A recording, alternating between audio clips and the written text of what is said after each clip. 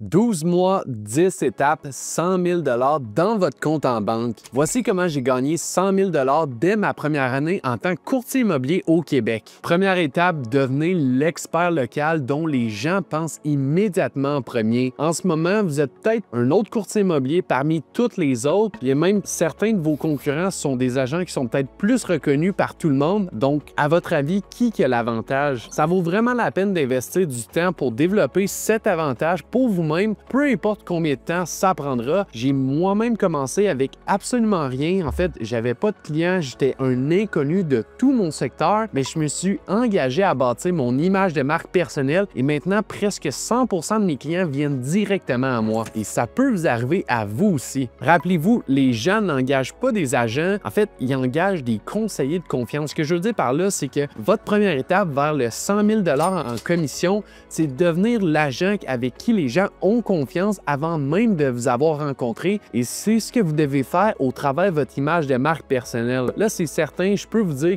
à quel point votre logo est important, à quel point vous devriez peut-être étudier la psychologie des couleurs pour votre branding ou quel type de photos, de vidéos vous devriez publier, mais rien de tout ça est important et fait la différence si vous ne faites pas ces trois premières choses en premier. Premièrement, définissez votre niche, votre audience cible. Demandez-vous avec qui vous voulez vraiment travailler. C'est pas tout le monde. Est-ce que vous voulez cibler les acheteurs de propriétés de luxe, les premiers acheteurs, les investisseurs ou peut-être même les personnes qui déménagent de l'extérieur vers votre ville, vers votre marché? Donc, le but ici, c'est pas d'essayer de plaire à tout le monde. Adressez-vous à une seule audience, revendiquez ce marché, puis développez à partir de là. Deuxièmement, développez votre proposition de valeur unique. Ce que je veux dire par là, c'est qu'est-ce qui vous rend différent? Qu'est-ce qui vous rend différent de tous les autres courtiers immobiliers? Et la réponse à cette question détermine si vous remportez le mandat ou non. Par exemple, ma proposition de valeur unique, clairement, ça repose sur ma capacité à combiner les stratégies des réseaux sociaux avec des tactiques immobilières qui sont éprouvées. Donc, quand j'étais un nouvel agent, j'utilisais les réseaux sociaux pour obtenir plus de visités, en fait, une visitée supplémentaire sur les propriétés de mes clients qui m'avaient confié la vente de leur propriété. Pour vous, ça pourrait peut-être être votre connaissance approfondie du marché immobilier local, peut-être vos talents de négociation ou votre capacité à rendre le processus d'achat sans stress avec fluidité pour des premiers acheteurs. Troisièmement, bâtissez votre présence en ligne. Le but ici, c'est pas de compliquer trop ça. Commencez avec une ou deux plateformes qui s'alignent avec votre niche. Personnellement, je recommande toujours d'y aller avec Facebook et Instagram, puis mettez toute votre énergie pour les 365 prochains jours. Je suis curieux, dites-moi quels sont présentement vos obstacles et vos plus grands défis quand il s'agit de bâtir une image de marque. Pour vrai, je suis vraiment curieux. Laissez-moi savoir dans les commentaires ci-dessus parce que je peux probablement vous aider et on répond à 100% des commentaires. Donc, quelque chose que je pense ici de super important, c'est d'essayer de tout faire en même temps. C'est la raison pour laquelle les agents immobiliers font rien à la fin de la journée. Par exemple, cogner aux portes, faire du porte-à-porte, faire des appels à froid, faire des journées portes ouvertes, des publicités Facebook, tout ça. Si vous vous dispersez un peu trop, vous perdez votre temps et vous êtes occupé, pas productif. Donc, choisissez une seule stratégie de prospection et mettez toute votre énergie dessus. Donc, par exemple, on va un peu plus en détail si vous choisissez de faire les appels à froid. Donc, premièrement, apprenez les scripts, perfectionnez votre discours, gérez les objections et faites des appels à tous les jours. D'un autre côté, si vous vous concentrez sur les journées portes ouvertes, faites en sorte que vos journées portes ouvertes, vos visites libres offrent la meilleure expérience que les acheteurs n'aient jamais vue dans le quartier. Il faut savoir aussi que la maîtrise vient avec la répétition. Donc, quand vous en tenez à une seule chose, une seule stratégie assez longtemps, vous allez devenir vraiment bon et impossible à être ignoré. Mais maintenant, vous vous demandez probablement comment choisir la bonne méthode. Je vous dirais commencez tout simplement avec vos forces, votre niche et où votre audience cible passe son temps. Choisissez simplement la méthode qui vous rend le plus heureux et qui s'aligne avec vos forces, puis maîtrisez-la avant de passer à autre chose, sinon ça vaut pas la peine. Troisièmement, suivez vos résultats chaque semaine pour affiner votre approche parce que, comme on dit, ce qui est mesuré peut être maîtrisé. Étape 3, créez du contenu qui dure pour toujours. Souvenez-vous que quand vous êtes sur des plateformes, des réseaux sociaux,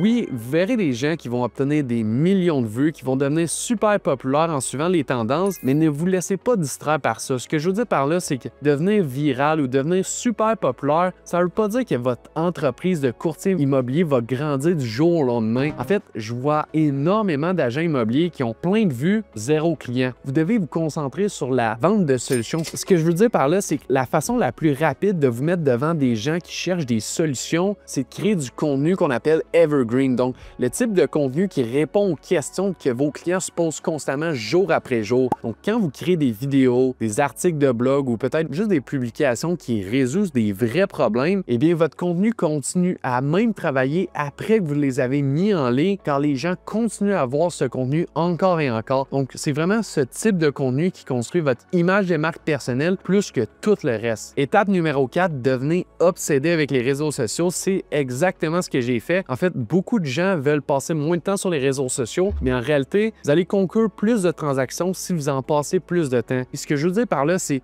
pas un jouet, c'est pas une sorte de divertissement. Le but, c'est vraiment de développer votre entreprise au lieu de tout simplement faire défiler le fil d'actualité à l'infini ou de vous distraire quand vous n'avez rien à faire. Donc, imaginez utiliser les réseaux sociaux seulement pour créer du contenu qui est percutant, qui connecte avec les gens de votre secteur. Puis en d'autres mots, c'est des futurs acheteurs ou des futurs vendeurs. Donc, croyez-moi, ça va commencer réellement à vous apporter des clients. Donc, assurez-vous d'en faire une priorité dès maintenant. C'est là, en fait, que la plupart des agents se plantent. Ils se laissent trop distraire par les réseaux sociaux en les utilisant tout simplement comme une espèce de tableau d'affichage. Mais si vous voulez vraiment atteindre 100 000 $, vous devez absolument l'utiliser comme un outil de réseautage. Publiez régulièrement, oui, c'est certain, mais concentrez-vous sur l'engagement avec les clients, l'interaction. En fait, tu sais, c'est des réseaux sociaux pour une raison, ça le dit dans le mot. Donc, répondez aux commentaires, vous pouvez envoyer des messages directs à des clients ou des prospects potentiels, partager des stories pour que les gens commencent vraiment à vous faire confiance, pas seulement comme agent, mais surtout comme une personne réelle. Vous pouvez même penser aussi à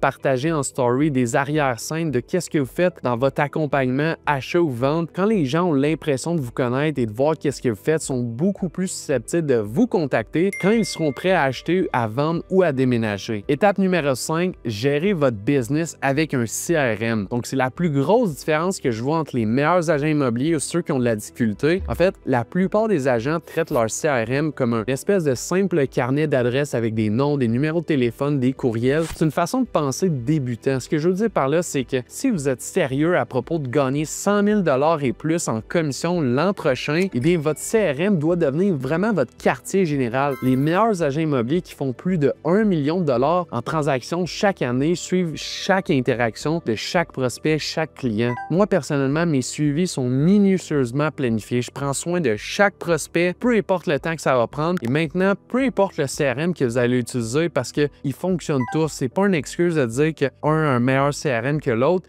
Le meilleur CRM pour vous, c'est celui que vous utilisez. Donc, j'ai passé des heures personnellement à prendre toutes les fonctionnalités de mon CRM pour pouvoir l'utiliser et en prendre pleinement avantage. J'ai exploré tout ce qui est possible comme les rapports de marché, les campagnes de courriel automatisées, les rappels super importants et les systèmes de tag. Pourquoi c'est aussi important? Parce que je voulais vraiment construire des pipelines qui allaient créer des opportunités année après année. Souvenez-vous, se lancer en immobilier puis être performant, c'est pas un sprint, c'est un marathon. Donc, je donne un petit exemple de à quoi ça ressemble mon processus étape par étape pour créer des pipelines. Premièrement, il faut construire une base de données. Donc, commencez par organiser vos contacts existants. Donc, ajoutez chaque prospect, les clients passés, des membres de votre cercle d'influence dans votre CRM. En plus, qu'est-ce que vous pouvez faire? C'est les classer en groupe comme des prospects chauds, des anciens clients ou peut-être même des partenaires de référence comme des courtiers hypothécaires et inspecteurs, peu importe. Deuxièmement, automatisez vos suivis. C'est super important. Il faut mettre en place des campagnes automatisées pour rester en contact avec les prospects au fil du temps. Par exemple, vous pouvez créer une suite de courriels personnalisés pour des acheteurs qui sont peut-être pas prêts à acheter immédiatement, mais s'assurer qu'ils se souviennent de vous quand ils sont prêts à prendre cette décision. Numéro 3, suivez vos indicateurs. En fait, le CRM que vous utilisez devrait pouvoir vous donner un aperçu de vos performances puis votre pipeline. Ce que je veux dire par là, c'est que combien de prospects vous avez eu, de où ils viennent, c'est quoi la source, comment vous les convertissez, c'est quoi vos résultats, vos statistiques. Il faut utiliser ces données pour affiner votre approche et ne pas négliger l'entretien de vos données. Un CRM en désordre, en fait, c'est quasiment pire que ne pas en avoir du tout. Donc, assurez-vous de consacrer au moins 1 heure par semaine pour vraiment faire le ménage, enlever les doublons, mettre à jour les coordonnées et affiner vos données. C'est certain qu'un CRM, c'est rien de sexy, mais c'est votre avantage décisif si vous voulez dépasser le 100 000 $ dans les 12 prochains mois. Si ça vous intéresse d'en savoir plus, comment devancer la concurrence puis toujours être un pas en avant tout le monde, en fait, je vous invite à vous abonner à ma chaîne parce que j'ai encore beaucoup de contenu à venir dans les prochaines semaines pour l'intelligence artificielle puis les CRM. Donc, je vous invite à y jeter un coup d'œil. Maintenant, étape numéro numéro 6,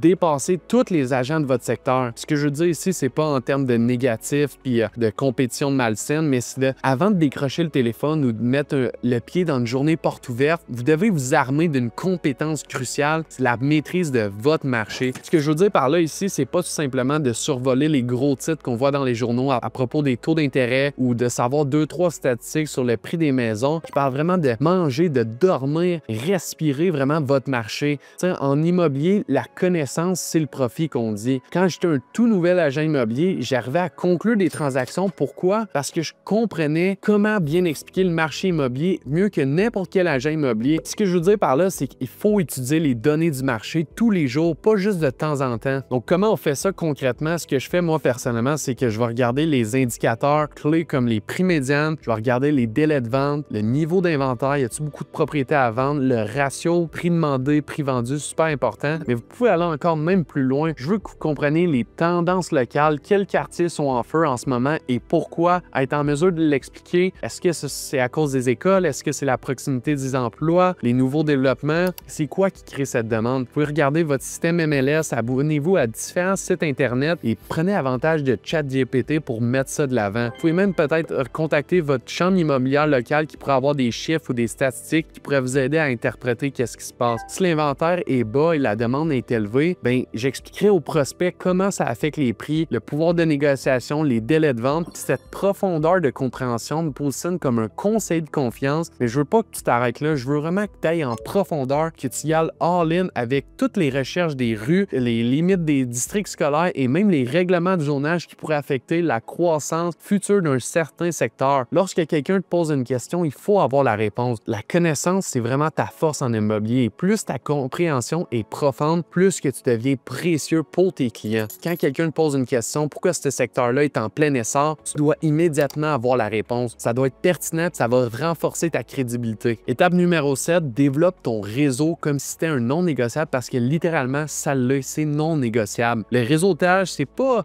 simplement distribuer des cartes d'affaires dans des cocktails ou former des conversations qui sont un peu malaisantes à des événements de réseautage. Les vraies connexions que tu vas faire, les plus importantes, c'est en faisant des choses que tu aimes déjà. Ce que je veux dire par là, je te donne 2 exemples. Par exemple, si vous aimez les voitures, vous êtes fan des voitures, je pense que dans chaque ville ou chaque secteur, il y a des rassemblements de voitures, des gens qui amènent leur voiture de collection, peu importe, peut-être d'une certaine marque. Donc, ça peut être une excellente occasion de pouvoir rencontrer des clients idéaux. Si vous aimez les randonnées, le vélo, le plein air, peu importe, bien, vous pouvez rejoindre des groupes locaux de vélo de montagne. Puis le but ici, c'est pas d'avoir des arrière-pensées, c'est pas avoir des arguments de vente, puis c'est vraiment juste le plaisir d'aller sur les sentiers, de connecter avec les gens qui partagent le même loisir, la même passion que vous avez, de construire des relations authentiques. Puis avec le temps, bien, vous allez bâtir des relations et les gens ne vont pas juste penser à Émeric pour le courtier immobilier, vous allez être la personne qui faisait du vélo la fin de semaine ou qui aimait aussi les voitures. Donc, c'est vraiment ça, ce genre de relation authentique que tu dois bâtir. Puis, croyez-moi, en fait, je vous jure, ça arrive tout le temps, c'est inévitable, la fameuse question va arriver, qu'est-ce que tu fais dans la vie? Puis plus souvent qu'autrement, vous pourrez me dire votre expérience avec juste une seule phrase, juste simplement dire que vous êtes agent immobilier, ça va en découler que quelqu'un va vous dire « Ah, ben écoute, je pensais justement vendre » ou « J'ai mon ami qui cherche à acheter une maison. » La raison, c'est que vous n'êtes pas juste un autre agent immobilier qui est en train de leur vendre quelque chose. Puis le meilleur dans tout ça, c'est que ces prospects-là sont pas du tout froids. En fait, ils arrivent déjà préqualifiés. Ce que je veux dire par là, c'est qu'il y a déjà une confiance qui est établie. Maintenant, étape 8, fais des suivis jusqu'à ce que ça fasse mal. Ce que je veux dire par là, c'est que la plupart des agents immobiliers sont très mauvais pour conclure des transactions parce qu'ils font jamais de suivi.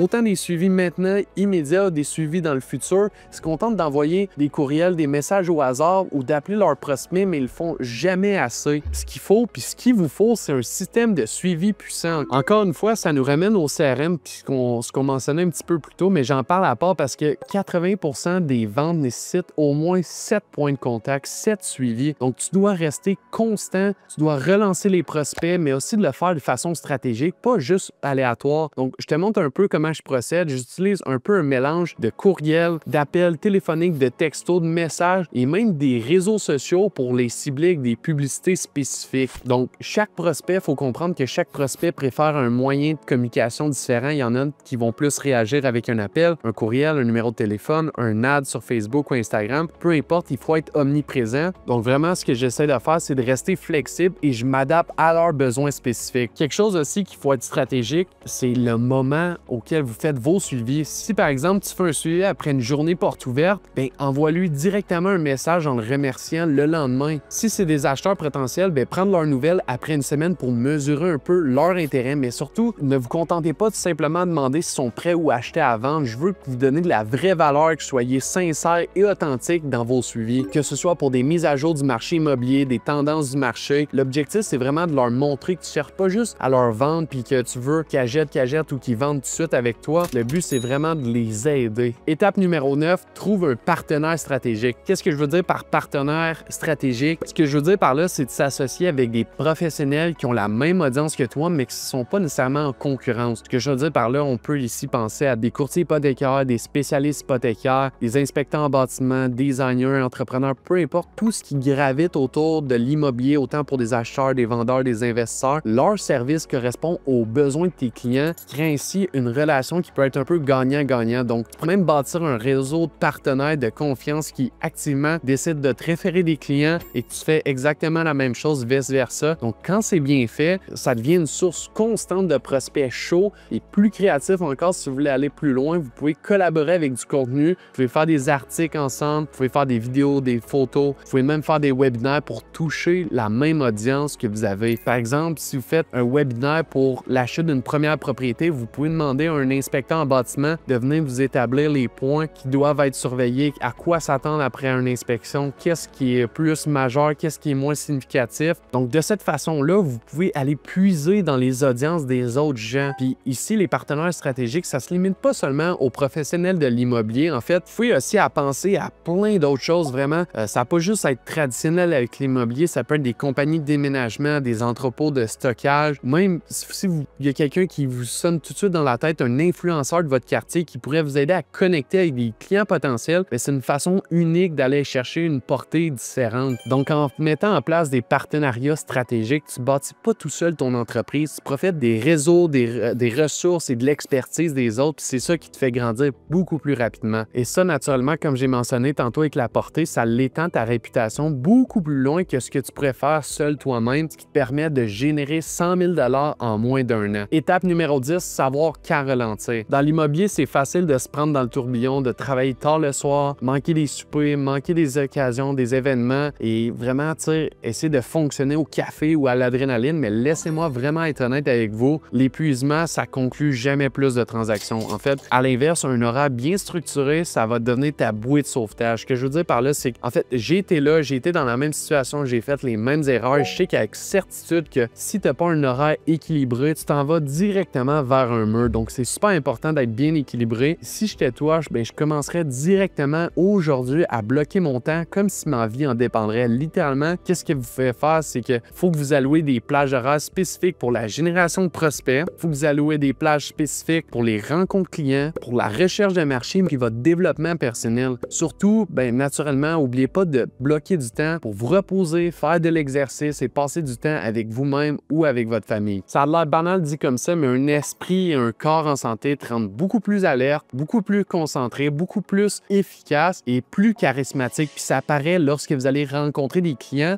avec la loi de la vibration, les gens se sentent plus attirés avec quelqu'un qui a un bon mindset, qui prend soin de lui. Donc chaque semaine, révisez votre horaire, ce qui a fonctionné, ce qui n'a pas fonctionné et ajustez sans pitié. S'il y a une activité qui ne génère pas de revenus, pas de rendez-vous, qui ne vous aide pas à vous améliorer en tant que personne ou vos relations avec vos proches, enlevez-la complètement. La remplace par quelque chose qui fait réellement une différence et qui fait avancer votre entreprise ou votre vie personnelle. Donc, ces 10 étapes m'ont permis de générer plus de 100 000 $ en moins de 12 mois dès ma première année au Québec. Puis maintenant, à y penser, ça me fait penser à un bonus que c'est pas nécessairement lié avec l'immobilier, mais que j'ai entendu de Alex Hormozy, qui est probablement un des points les plus importants. Si vous prenez un pas de recul présentement puis que vous imaginez un monde où c'est plus du tout possible de faire du porte-à-porte, faire des appels à froid, d'utiliser les réseaux sociaux, vous pouvez plus rien faire pour obtenir des nouveaux clients comme courtier immobilier. La seule et unique chose qui vous permet d'obtenir des nouveaux clients, c'est la référence de vos clients actuels et de vos clients passés. Donc, posez-vous maintenant la question, comment que vous traiteriez vos clients si vous saviez qu'il s'agissait de la seule personne, la seule façon dont vous pourriez obtenir de nouveaux clients? Naturellement, vous en concluez avec toute évidence que vous aimeriez leur offrir à tout prix une expérience 5 étoiles. Eh bien, maintenant, vous savez exactement quelle perspective et quelle approche avoir si vous voulez faire croître votre business. Et si vous voulez que je vous aide à suivre ces 10 étapes et beaucoup plus encore, c'est exactement ce que vous allez obtenir à l'intérieur du groupe Wolfpack chez eXp Realty. Donc, vous allez avoir accès au même plan, étape par étape, que des milliers d'agents immobiliers ont suivi, tout comme vous, pour dépasser la barre des 100 000 $. Donc, si ce plan t'a aidé et que tu veux vraiment sortir du lot et bâtir une entreprise immobilière à plus de 100 000 $ par année, clique simplement sur le lien dans la description et réserve un appel en Zoom privé avec moi ou quelqu'un de mon équipe et on pourra discuter de comment on peut créer un plan de match personnalisé pour t'aider à atteindre tes objectifs selon ta situation. Sinon, je t'invite à prendre action maintenant en suivant cette vidéo et on se voit dans la prochaine.